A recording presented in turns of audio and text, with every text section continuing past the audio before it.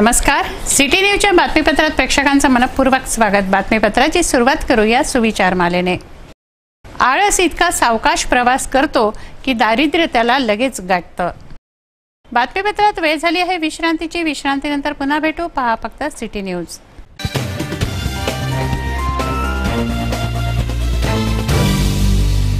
परिवेश fashions,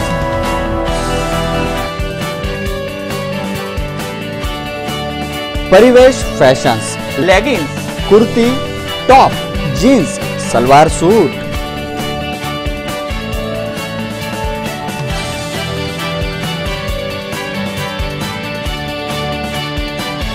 dreams land का भव्य शोरूम, ढेर सारी range, shirt, T shirt, jeans, trouser, night suit. Fashion के दुनिया में एक ही नाम, परिवेश फैशंस। परिवेश फैशंस उच्चतम क्वालिटी, असीमित रेंज के साथ किफायती दामों पर उपलब्ध।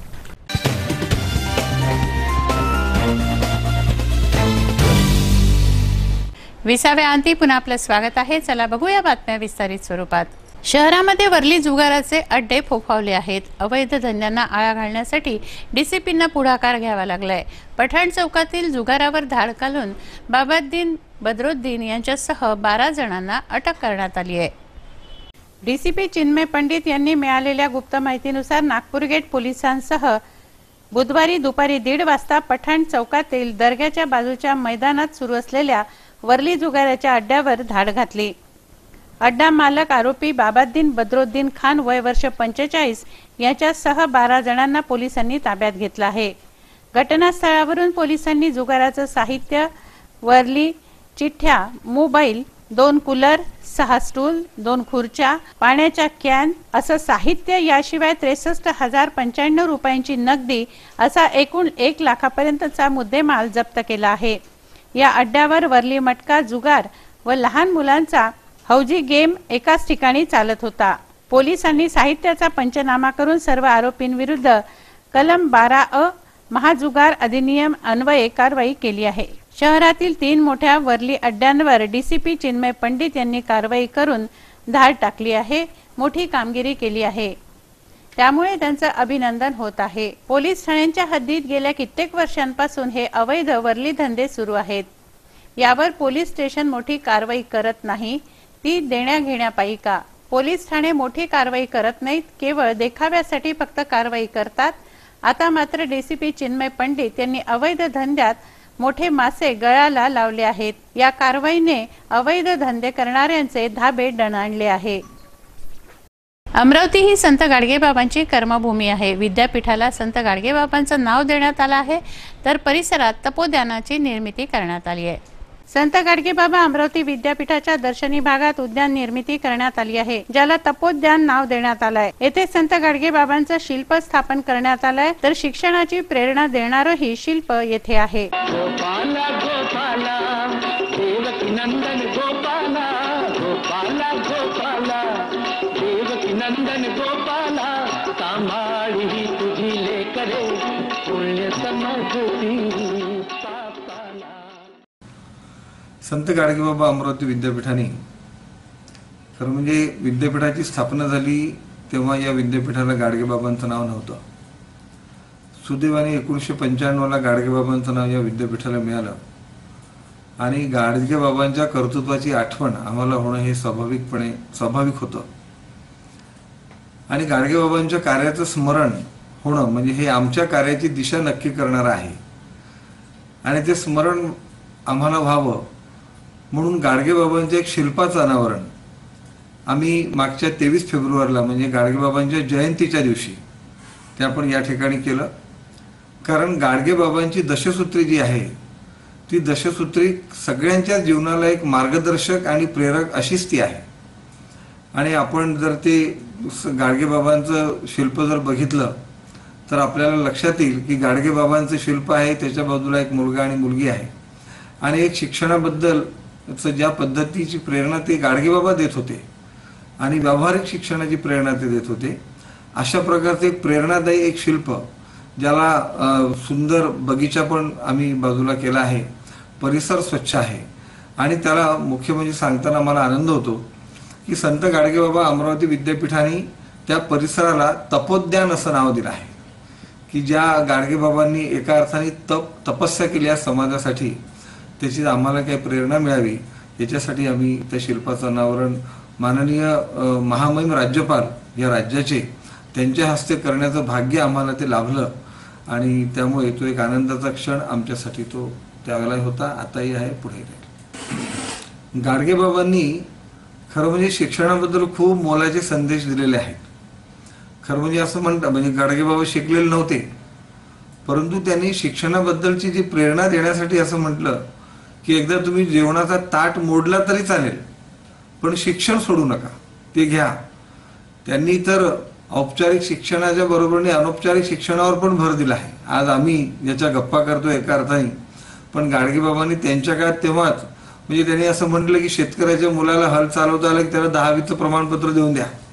म्हणजे एका अर्थाने शिक्षणाला व्यावहारिक जोड देण्याचा प्रयत्न त्यावेळेला संत गाडगेबाबांनी केला आणि म्हणून ते गाडगेबाबा आमच्यासाठी या शिक्षणाच्या पवित्र क्षेत्रामध्ये ते आमच्यासाठी आदर्श पुरुष आहे आणि म्हणून सुद्धा आम्हाला त्यांचं शिल्प ही सतत प्रेरणा देत असतं. वन्य प्राण्यांच्या हालचाली व नोंदी घेण्यासाठी वन विभागाने कॅमेरे लावले आहेत. या कॅमेऱ्यांवरही चोरट्यांची वक्रदृष्टी आहे.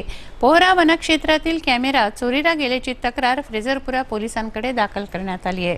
पोहरा वनक्षेत्रातील जंगलात लावलेल्या browning commando PS series camera चोरट्यांनी चोरून नेला. 30,000 रुपये या कॅमेऱ्याची किंमत आहे. वन्य प्राण्यांच्या हालचाली व नोंदी घेण्यासाठी वन विभागाने पोहरा जंगलात कॅमेरे लावले आहेत. पोहरा बीटचे वनरक्षक RK खडसे 18 एप्रिलला सकाळी पाहणी करता गेले असता कॅमेरा दिसून आला नाही. यावरून सहाय्यक वन परिक्षेत्र अधिकारी विनोद कोहळे यांच्या तक्रारीवरून फ्रेझरपुरा पोलिसांनी अज्ञात चोरट्याविरुद्ध 379 कलमान्वये गुन्हा दाखल केला आहे.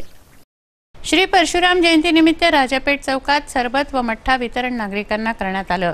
बाके बिहारी मित्रमंडळाच्या वतीने गेल्या 22 वर्षांपासून हा उपक्रम राबवला जातो आहे. भगवान परशुराम यांच्या जन्मोत्सवाच्या निमित्ताने बाके बिहारी मित्रमंडळाच्या वतीने राजापेठ चौकामध्ये सरबत व मठ्ठ्याचं वितरण करण्यात आलं. गेल्या 22 वर्षांपासूनचा हा मंडळाचा उपक्रम आहे. यंदाही डॉक्टर शशांक दुबे यांच्या हस्ते परशुरामजींच्या प्रतिमेला पुष्पमाला अर्पण करण्यात आली व फीत कापून या कार्यक्रमाचं उद्घाटन करण्यात आलं. उन्हामध्ये रस्त्यावरून ये जा करणाऱ्या शेकडो नागरिकांनी या शरबत वितरणाचा लाभ घेतला. यावेळी रमेश दुबे, अनिल मिश्रा, सूरज मिश्रा, पुरुषोत्तम दुबे, मनोज मिश्रा, रामनवल यादव, राजेश व्यास, लालचंद मिश्रा, देवेंद्र पांडे आदी उपस्थित होते. या कार्यक्रमाचं आयोजन राज दूध डेअरीचे संचालक देवराज तिवारी यांनी केलं. परशुराम जयंती के उपलक्ष्य में सभी भारतवासियों को हार्दिक शुभकामनाएं देता हूं. आपके माध्यम से हम लोग हर साल राजापेट स्थिर चौक पे परशुराम जयंती का कार्यक्रम कर रहे हैं. 1996 से लगातार शरबत और मट्ठा वितरण करते हैं. धूप का समय रहता है, लोगों के दिल को सांत्वना मिले. भगवान परशुराम जी और ऐसे महासंतों में 7 लोग अजय अमर है, उसमें भगवान परशुराम जी की जयंती का उपलक्ष्य मनाया जाता है अक्षय तृतीया के उपलक्ष्य में. और सभी को शुभकामनाएं देते हूँ. धन्यवाद. अक्षय तृतीया 3.5 मुहूर्तांपैकी एक मुहूर्त असल्याने या दिवशी सोने खरेदीला महत्त्व आहे. त्यामुळे 40,000 तोळे सोनं खरेदीचा अंदाज वर्तवण्यात आला आहे. अमरावती सराफा बाजारातील कोठारी ज्वेलर्स येथे अक्षय तृतीयेनिमित्त स्कीम राबवण्यात येते. 3.5 मुहूर्तापैकी एक मुहूर्त अक्षय तृतीया. अक्षय तृतीयेनिमित्त नागरिक सोने चांदी तसंच मौल्यवान वस्तूंची खरेदी करतात. सराफा बाजारमधील कोठारी ज्वेलर्स येथे अक्षय तृतीयेनिमित्त सोने खरेदीवर विशेष स्कीम चालवली जाते आहे. जितके सोने खरेदी तितके चांदी मोफत देण्यात येत आहे. ही ऑफर 20 एप्रिल पर्यंत आहे. हाफ सेट सोने, bangle set, mangalsutra, chain, diamond set, diamond bangles ग्राहकांनी खरेदी केली आहे. लग्न सराई असल्याने कोठारी ज्वेलर्स मध्ये नवीन व्हरायटी आभूषण उपलब्ध आहेत. तसंच डायमंडचे आभूषण, अंगठ्या, नेकलेस, टॉप्स, विविध क्वालिटीचे आभूषण येथे उपलब्ध आहेत. येथे सुरू असलेल्या स्कीमचा लाभ घेण्याचं आवाहन संचालकांनी केलं आहे. हमारे दुकान में सोने पर 10 ग्राम को 1 ग्राम को 1 ग्राम चांदी फ्री मिलेगी। बस हीरे पर मजूरी 500 रुपये ग्राम तक छूट मिलेगी।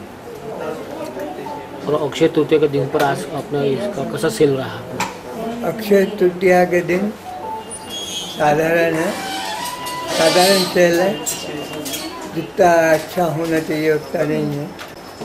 और आज सेल तो है, अच्छा सेल है।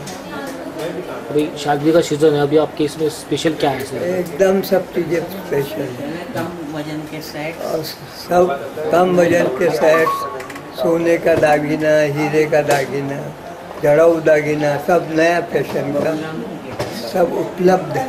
सीजन चालू हुआ है, सब चीज़ों पर छूट मिल रही है और सब ग्राहक आवे और इसका फायदा लें।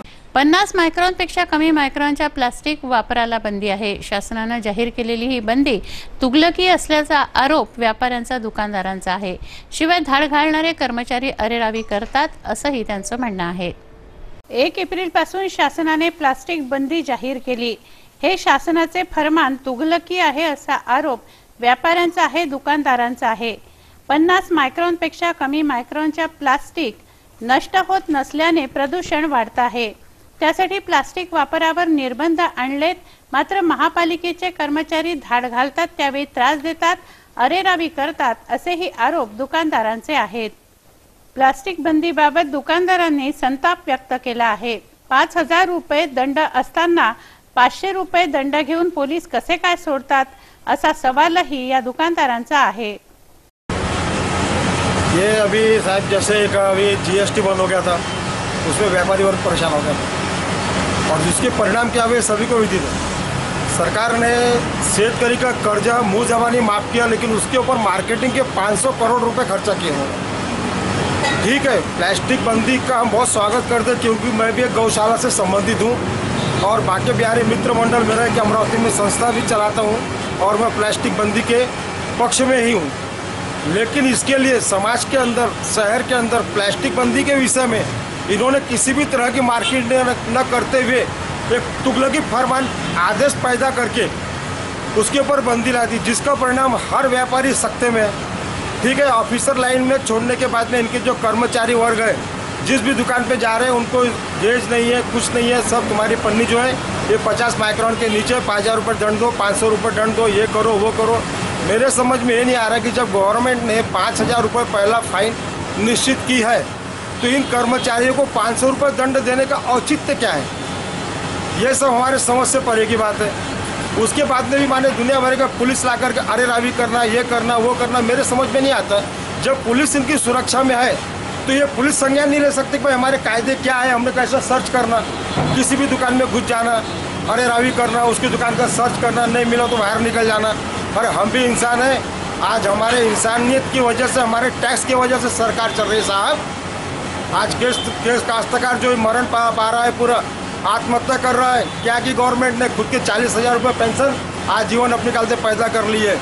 हम व्यापारी अगर एक साइड में बाजू में हटा दो, मैं तो ये तो कहता हूँ कि जो 2-2 पुलिस चोलर आमदार लेके घूम रहे हैं ना, छोटे छोटे से आमदार, यूपी और बिहार बना दिए इसको। अक्षय तृतीया हा 3.5 मुहूर्तांपैकी एक तर आहेच। शिवाय अक्षय तृतीयेला पितरांना तर्पण करण्यात येतं। पितरांचं ऋण फेडता येत नाही, तेव्हा त्यांच्या प्रती पूजा अर्चना करून अक्षय तृतीयेला तर्पण केलं जातं, कृतज्ञता व्यक्त केली जाते।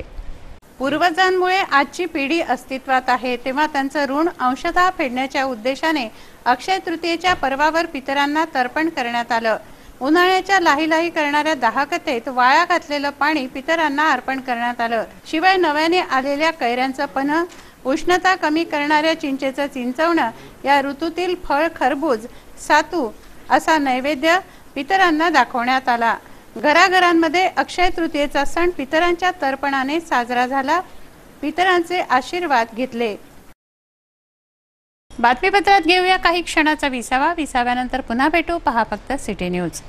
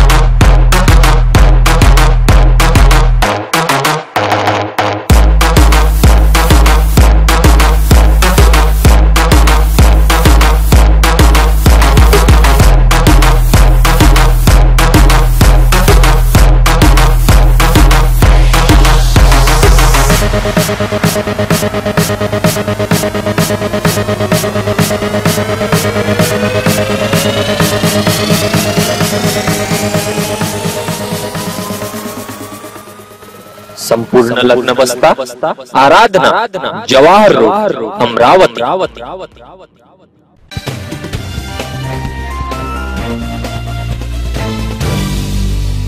विसाव्या अंती पुन्हा आपलं स्वागत आहे। वळूया उर्वरित घडामोडींकडे।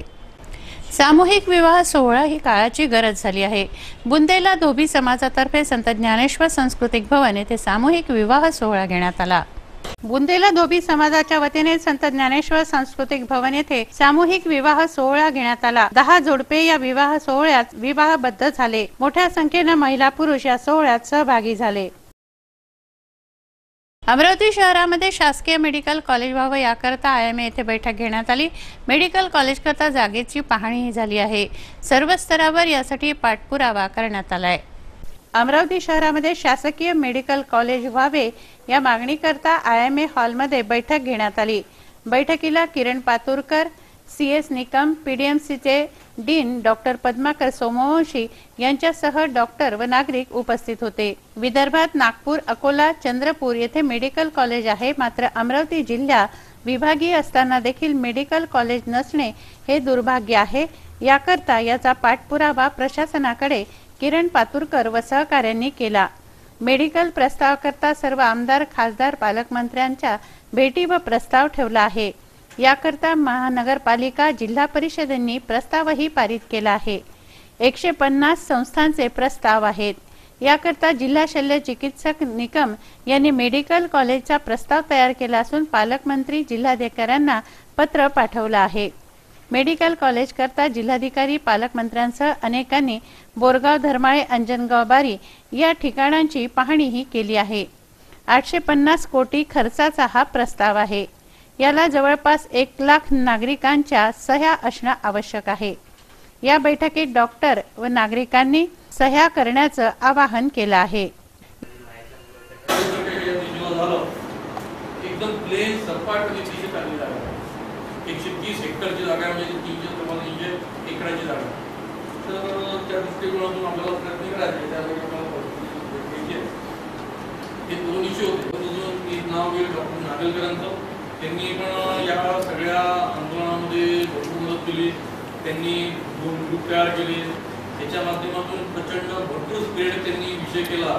आता बँका दर शनिवारी व रविवारी बंद राहणार आहेत। 1 जून पासून शनिवार व रविवार बँकेत व्यवहार करता येणार नाही। त्याऐवजी सोमवार ते शुक्रवार सकाळी 9:30 ते सायंकाळी 5:30 पर्यंत बँका ग्राहकांच्या सेवेत खुल्या राहणार आहेत।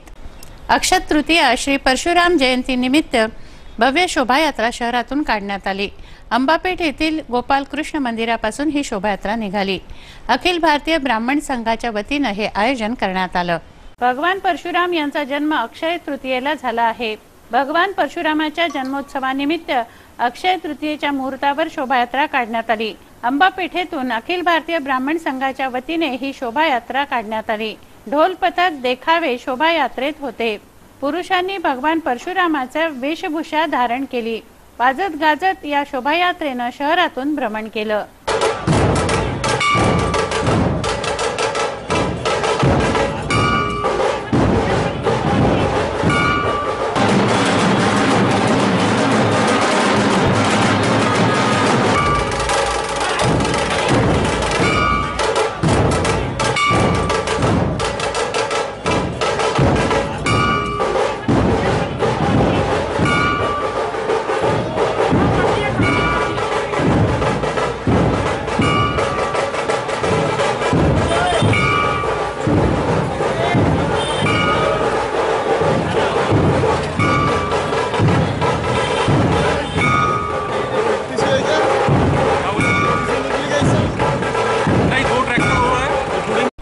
पाहूया 18 एप्रिल रोजी इतिहासाच्या पानात काय घडलं ते।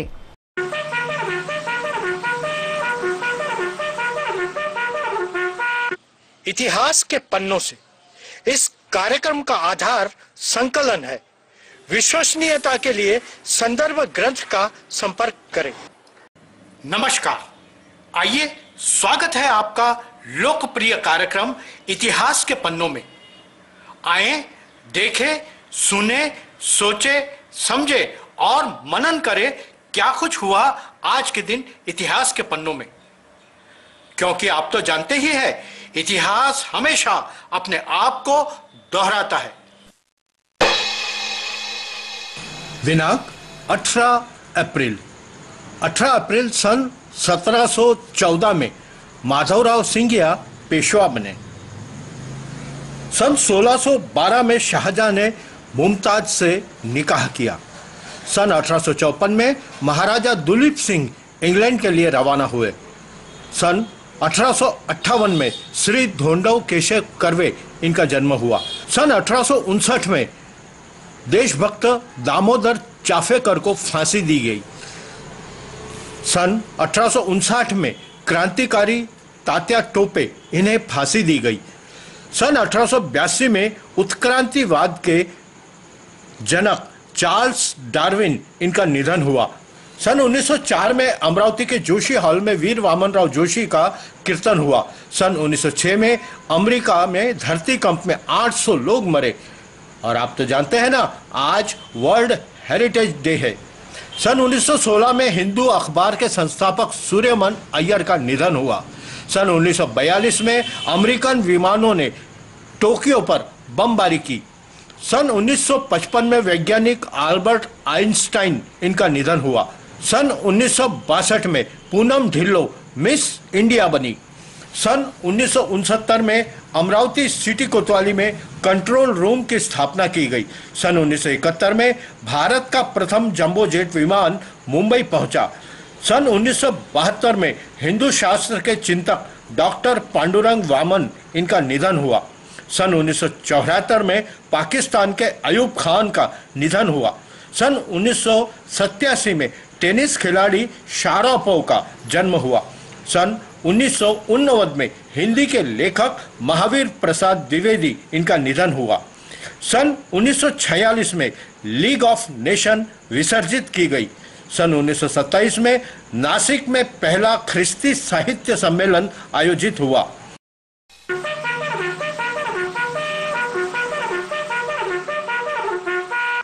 इतिहास के पन्नों से इस कार्यक्रम का आधार संकलन है। विश्वसनीयता के लिए संदर्भ ग्रंथ का संपर्क करें।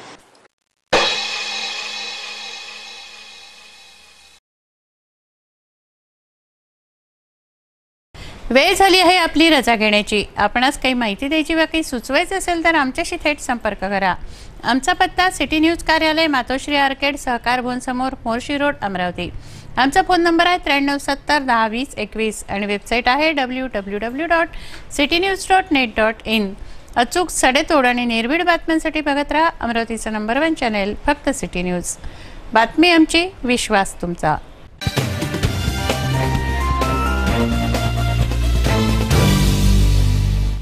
अक्षय तृतीया श्री परशुराम जयंती निमित्त भव्य शोभायात्रा शहरातून काढण्यात आली। अंबापेठ येथील गोपालकृष्ण मंदिरापासून ही शोभायात्रा निघाली। अखिल भारतीय ब्राह्मण संघाच्या वतीने हे आयोजन करण्यात आलं। भगवान परशुराम यांचा जन्म अक्षय तृतीयेला झाला आहे। भगवान परशुरामाच्या जन्मोत्सवानिमित्त अक्षय तृतीयेच्या मुहूर्तावर शोभायात्रा काढण्यात आली। अंबापेठेतून अखिल भारतीय ब्राह्मण संघाच्या वतीने ही शोभायात्रा काढण्यात आली। ढोल पथक देखावे शोभायात्रेत होते। पुरुषांनी भगवान परशुरामाचा वेशभूषा धारण केली। वाजत गाजत या शोभायात्रेनं शहरातून भ्रमण केलं।